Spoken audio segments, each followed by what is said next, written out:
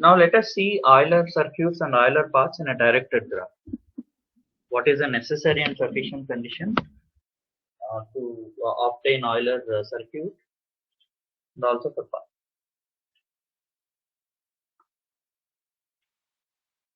So in a directed graph,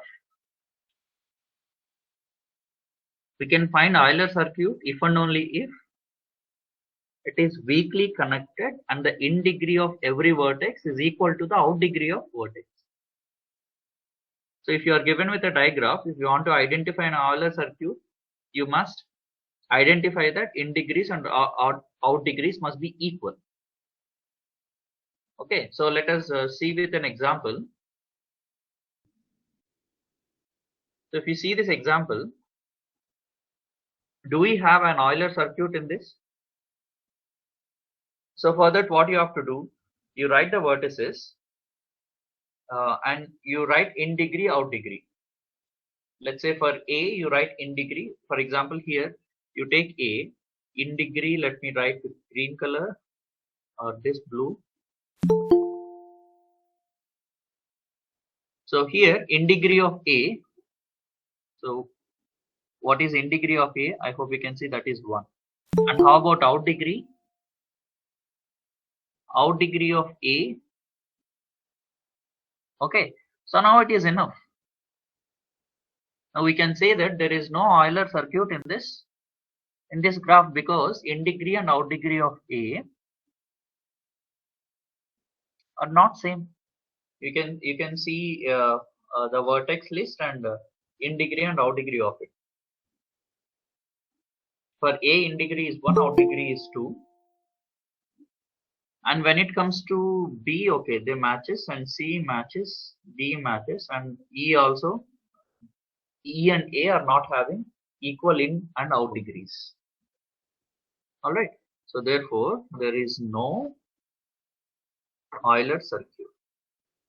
Okay, now how about Euler path? What is the necessary and sufficient condition to have an Euler path? Or before that, let's see an example which has Euler circuit. So let's see in degree and out degree of each vertex to identify whether it has Euler circuit or not. So if you look at 1, the in degree is 1, out degree is 1. 1, 1. Right? And for B, in degree is 2 and out degree is 2. And B, out degree is, I hope 3, in degree is also 3. And C, in degree is 1, out degree is 1. And for E, in degree 2 and out degree 2. So I hope you can see the degree of vertices are equal. So you write in degree here and out degree here. Okay, I hope I listed before 1 1, and for B 3 3. Okay, for C it is 1 1. For D it is 2 2. Yeah, E it is 2 2. So the graph has an Euler circuit. All right, and I did mention what is theorem 4 here, which is about Euler path. Anyway, first let us take care of Euler circuit. Later we can think about Euler path. All right. Now, how do you construct Euler circuit now? So similar to the earlier. So in the earlier case, we have an Euler circuit if every vertex is of even degree, right? So now if we compare with it, like when you say in degree and out degree, there it becomes the degree.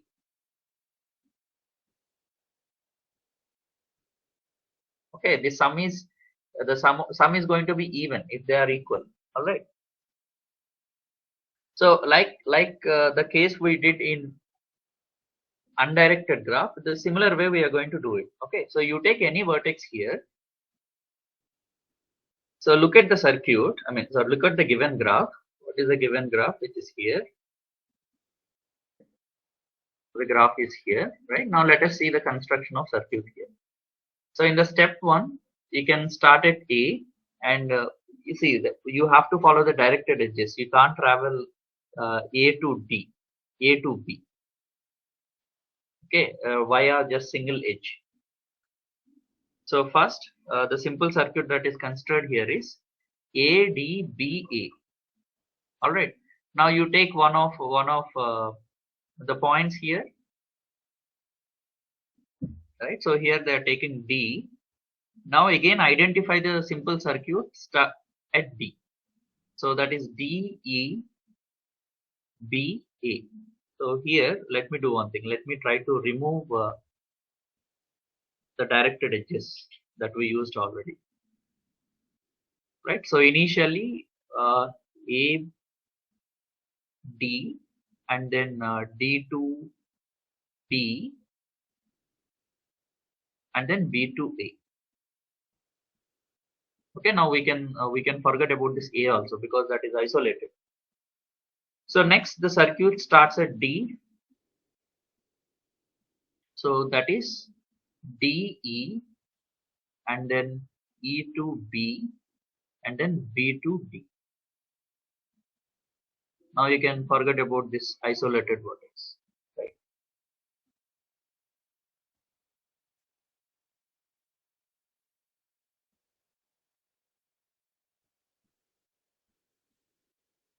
So now we are left with only one circuit. What is that? So that you can start at any point. Either that can be B or E, but not C. Okay. So you start at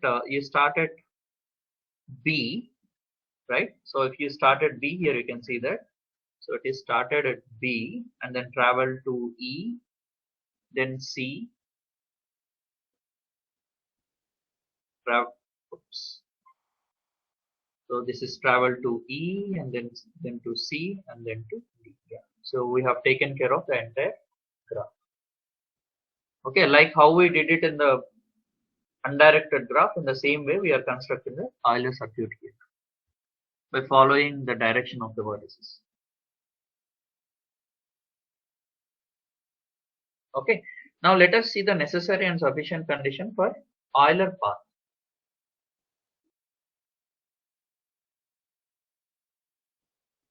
So a digraph possesses an Euler path if and only if it is weakly connected and in degree of every vertex is equal to out degree with the exception of two vertices AB with.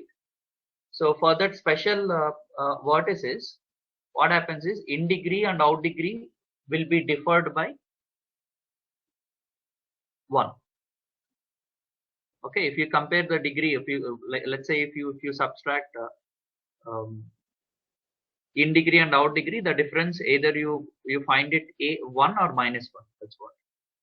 Okay, then you can find an Euler path from B to A. If in degree of B equal to out degree of B -1 and in degree of A equal to out degree of A +1, then we can find a path from B to A.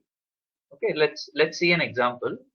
So here you can see that in degree of A, that is 1, and out degree of A, which is 2. Okay, now we can clearly see that in degree of A can be expressed as out degree of A -1. Okay, so it satisfies the second condition here. All right, now let me look at the other vertex. So here B equal in degree and out degrees, and similarly C and B. But when it comes to E, how about E here? So in degree of E is 4, and out degree of E, that is 3. So this in degree of E can be expressed as out degree of E plus 1. So here E is satisfying the first condition, whereas A is satisfying the second condition. Okay, first you have plus, next you have minus. We take it like this. Now we have an Euler path from A to E or E to A? Yeah, A to E. Why? Because A is satisfying second condition and E is satisfying first condition, right? So from the second one to first we have Euler path here. So from A to E we have Euler path.